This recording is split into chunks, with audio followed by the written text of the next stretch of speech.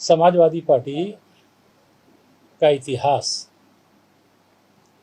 जब श्री अखिलेश यादव जो इस समय समाजवादी पार्टी के अध्यक्ष हैं, मुख्यमंत्री थे, तो इन्होंने उन आतंकवादियों के ऊपर से मुकदमा वापस लिया था जिन्हें बाद में माननीय उच्च न्यायालय ने मना कर दिया, और उस पर लंबे समय तक जब माननीय न्यायालय के समक्ष मुकदमा चला तो उसमें कई को फांसी और कई को उम्र कैद की सज़ा हुई।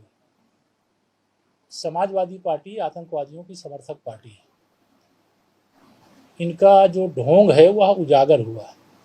हमको जो विंग कमांडर भूमिका सिंह जी हैं और जो दूसरी प्रवक्ता कर्नल सूफिया कुरैशी जी हैं, उन दोनों के नेतृत्व पे एक तरह से महिला सशक्तिकरण का जो प्रधानमंत्री श्री नरेंद्र मोदी जी का प्रयास है उस पर गर्व है। समाजवादी पार्टी ओछी राजनीति करती, घटिया राजनीति करती। उसकी सोच सदा से दलित विरोधी रही है, सदा से आतंकवादी परस्त रही है, सदा से मुस्लिम तुष्टीकरण की राजनीति करने वाली रही है। लेकिन समाजवादी पार्टी का असली चेहरा देश की जनता के सामने, उत्तर प्रदेश की जनता के सामने आ चुका है। सर, रामगोपाल यादव ने एक ट्वीट किया है, उसमें उन्होंने कहा है कि उत्तर प्रदेश में जहां पर जाति धर्म देख करके कार्रवाइयां की जाती हैं, वहां के लोग ऐसी बातों को लेकर के सवाल उठा रहे हैं, प्रदेश सरकार पर निशाना साधा है। ये काम समाजवादी पार्टी की सरकार के समय होता था। जब समाजवादी पार्टी की सरकार होती थी तो विशेष तौर से हिंदू त्योहारों के समय बिजली गायब हो जाती थी।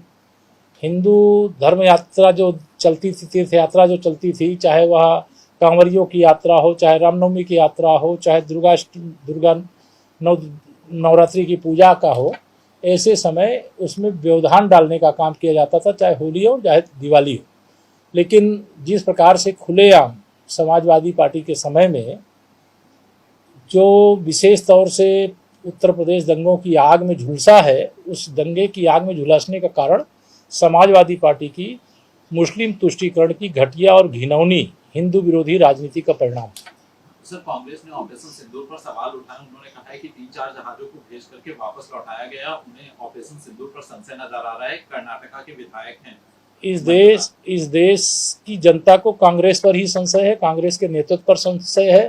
कांग्रेस को जब देश की सरकार का, चाहे वह बाद में स्वागत, देश की सेना का पहले स्वागत करना चाहिए। देश की सेना ने ये 1965 और 1971 और कारगिल विजय के बाद यह जो कह लीजिए कि एक साथ पाकिस्तान स्थित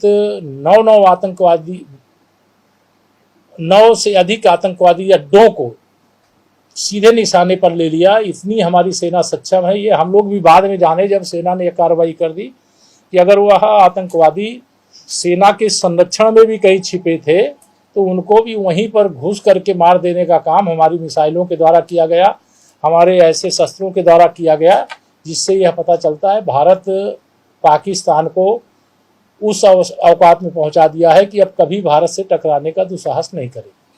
सर, मोदी सरकार जो है वो एक योजना बना रही है जिसमें वो विभिन्न जो राजनीतिक दलों की पार्टी के नेता हैं, जो सांसद हैं, उनको वैश्विक स्तर पर भेजेगी, पाकिस्तान का जो सच है उसको साबित करेगी। ये अच्छी बात है। देखिए, माननीय प्रधानमंत्री जी सदा चाहते हैं कि जो देश की यह बहुत बड़ी उपलब्धि है, जब एक तरह से भारत के खिलाफ चीन भी लड़ रहा था, टर्की भी लड़ रहा था, एक और कौन अजरबैजान है वह भी लड़ रहा था, पाकिस्तान तो लड़ ही रहा था, एक तरह से 4 देश संयुक्त रूप से मिलकर के लड़ रहे थे। ऐसे समय में भी हमारी सेना ने संयम के साथ उनके सारे जितने भी शस्त्र के साधन थे उनको तहस नहस कर दिया, और तहस नहस करने के बाद भारत का तिरंगा, भारत का मान सम्मान दुनिया में बढ़ा देने का काम किया। और देश के माननीय सांसदों को अगर